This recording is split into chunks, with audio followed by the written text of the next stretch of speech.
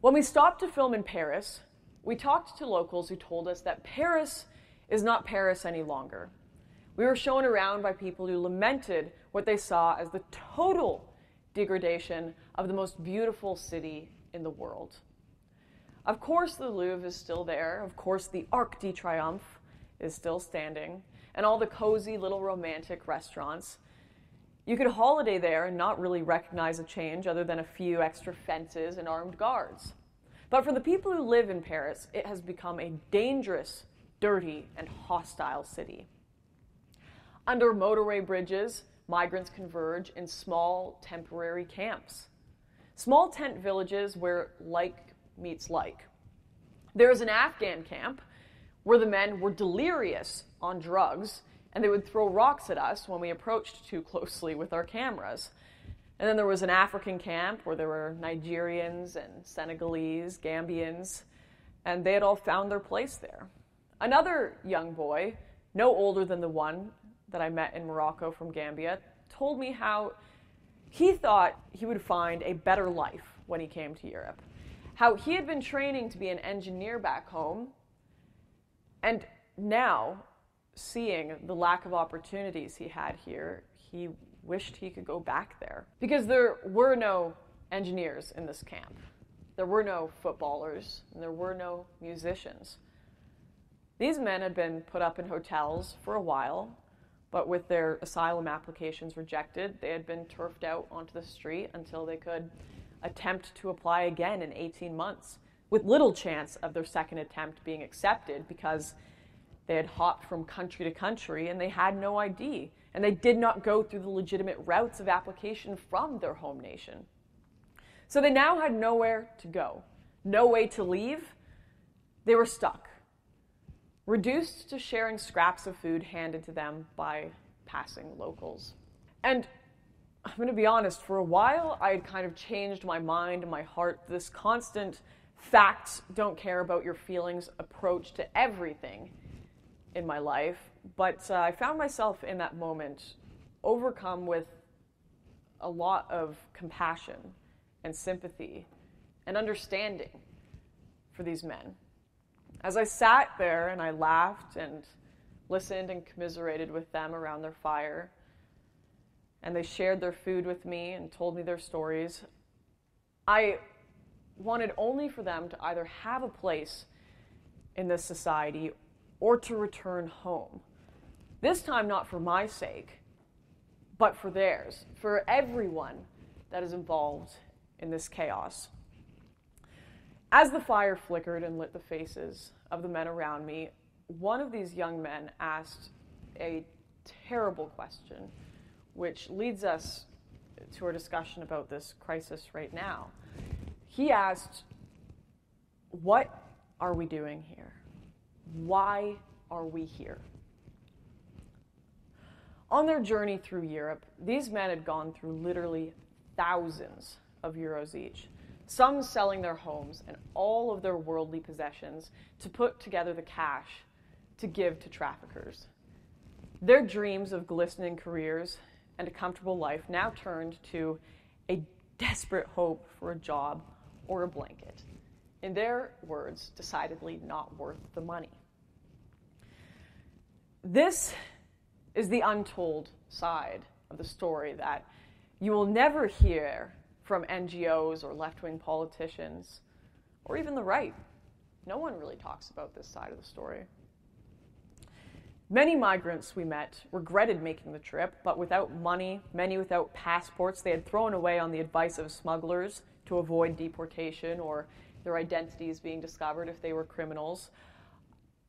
Without their passports, they were now stuck.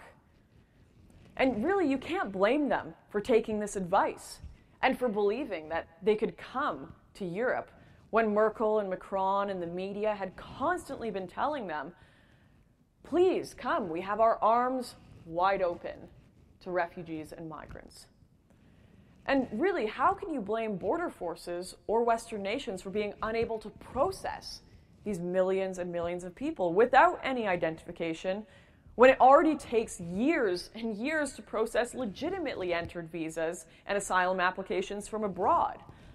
This is the story of borderless and of the crisis that we set out to explore. Refugees are refugees. Migrants are not. Our resources are limited. Our processing abilities are limited, and we must prioritize those who can positively identify themselves as refugees. And yet, the politicians and activists of Europe play into the hands of smugglers and traffickers, doing a disservice to the people they purport to care so deeply about. They tell the world things like diversity is our strength, that we are each a nation of immigrants, that it is the right thing to do to dissolve borders. They say refugees welcome, and they use that word interchangeably with migrant, essentially to refer to anyone who comes over any border illegally. But all the while, they encourage these people to come to Europe, a Europe that cannot sustain them, that does not have a place for them. These people demanding that we stop the deportation of criminals do not care for their victims. Those advocating for open borders care so little for those lives ruined by this journey to Europe, both native and immigrant. They welcome migrants with colorful signs. They bring food and crocheted blankets and hugs. But where are they when the glimmer fades and the cold French winter sets in? They are nowhere to be seen. Safe in their homes with the knowledge that they were compassionate. Western nations lack the resources to adequately house, feed, and care for these people. We still have not managed to get it right with our own people. Homelessness and social disruption in Europe is at disastrous levels, and poverty is still a very real problem. Between national debt, deficits, austerity, the cost of living, stagnating wages, recessions, banking crises, and bailouts, the European dream remains just that for the European people, a dream. See, compassion is not a one-time thing.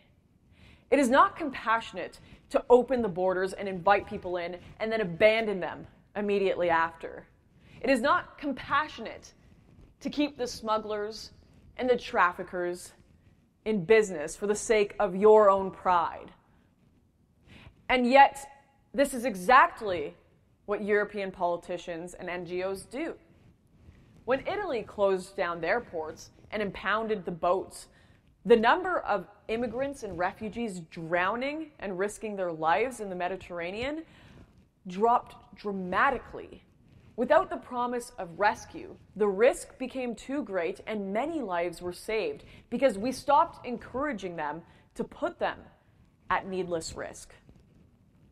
And it is a promise of rescue. It is a promise of paradise. The smugglers call these boats salvation ships, and they are a part of the business model. In places like Greece, NGO leaders and activists have been imprisoned for colluding with smugglers directly.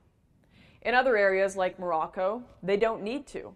The smugglers know that they will be there waiting.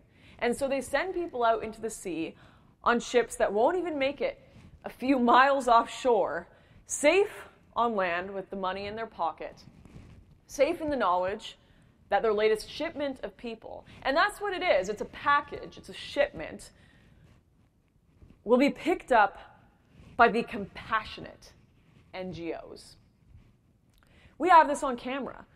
We spent weeks working our way up the chain to learn about these smugglers and traffickers and the Moroccan man who makes sure the military and the police look the other way. We know who chooses who gets on the boat. We know how much they make in commission. We know who runs each camp and who they report to. We know how much it costs and where these boats leave shore and where the shipment on the other side is picked up. And I can tell you right now, having seen it all and investigated it on the ground, only one group benefits from this. Or rather, only one group profits. It is the traffickers. The crime rings all around the Mediterranean, making literally millions of dollars every single month. It is the Moroccan men and their African small boys. It is the Italian mafia and the unsuspecting drug mules. It is the people willing to let others drown or freeze or starve or suffer violence and murder for the sake of 2,000 euros. And just as bad are those who allow, ignore, or encourage this under the guise of compassion. That is a stain that will never wash out. The migrants who panhandle and steal in the name of desperation. The migrants who would rather beg and starve. The European natives who now walk the streets they once knew so well, who are afraid. The parents worried for their children's safety. The elderly who are mugged and beaten in our major cities. The children whose bodies now lay at the bottom of the Mediterranean.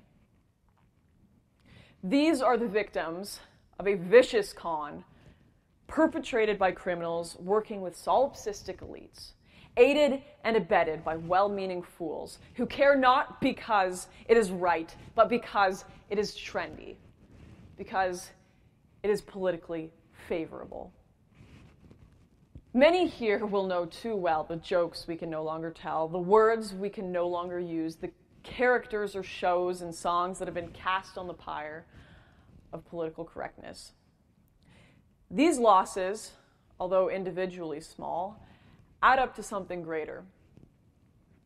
But even the loss of these things pales in comparison to what we are casting away in our pursuit of political correctness, namely our culture, our history, our future, our security, and perhaps most disturbingly, the lives of countless Europeans, immigrants, and refugees alike. When the self-aggrandizing glimmer of our compassion fades away, we will realize that we paid for it with the lives of innocents of every race, every creed, and every religion. And this is the story of a borderless Europe. It is a story where nobody wins.